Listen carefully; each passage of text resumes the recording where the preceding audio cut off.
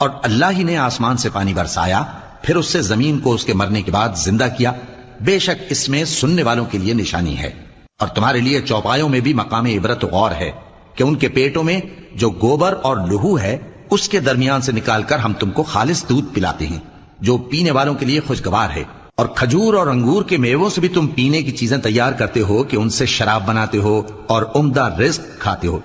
جو لوگ سمجھ رکھتے ہیں ان کے لیے ان چیزوں میں نشانی ہے۔ اور تمہارے پروردگار نے شہد کی مکھی کو ارشاد فرمایا کہ پہاڑوں میں اور درختوں میں اور اونچی اونچی چھتریوں میں جو لوگ بناتے ہیں گھر بنا، پھر ہر قسم کے میوے کھا اور اپنے پروردگار کے صاف رستوں پر چلی جا۔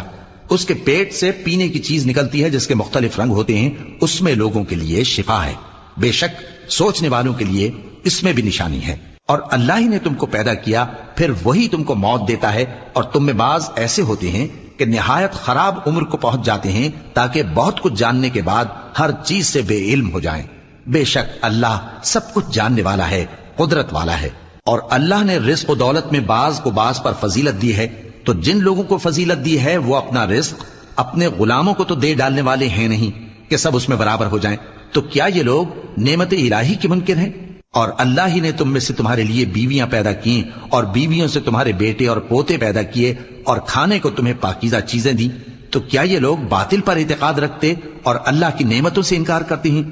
اور اللہ کے سوا ایسوں کو پوجتے ہیں جو ان کو آسمانوں اور زمین میں روزی دینے کا ذرا بھی اختیار نہیں رکھتے اور نہ کسی اور طرح کا مقدور رکھتے ہیں۔ تو لوگوں اللہ کے لیے غلط مثالیں نہ بناؤ، بے شک اللہ جانتا ہے اور تم نہیں جانتے۔ اللہ ایک اور مثال بیان فرماتا ہے کہ ایک غلام ہے جو بالکل دوسرے کے اختیار میں ہے اور کسی چیز پر قدرت نہیں رکھتا، اور ایک ایسا شخص ہے جس کو ہم نے اپنے ہاں سے بہت سا مال طیب عطا فرمایا ہے اور وہ اس میں سے رات دن پوشیدہ اور ظاہر خرچ کرتا رہتا ہے، تو کیا یہ دونوں شخص برابر ہیں؟ ہرگز نہیں، الحمدللہ، لیکن ان میں سے اکثر لوگ نہیں سمجھ رکھتے۔ اور اللہ ایک اور مثال بیان فرماتا ہے کہ دو آدمی ہیں، ایک ان میں سے گونگا اور کسی کا غلام ہے بے اختیار و ناتواں کہ کسی چیز پر قدرت نہیں رکھتا اور اپنے مالک کو دوبھر ہو رہا ہے، وہ جہاں اسے بھیجتا ہے کبھی اچھی خبر نہیں لاتا۔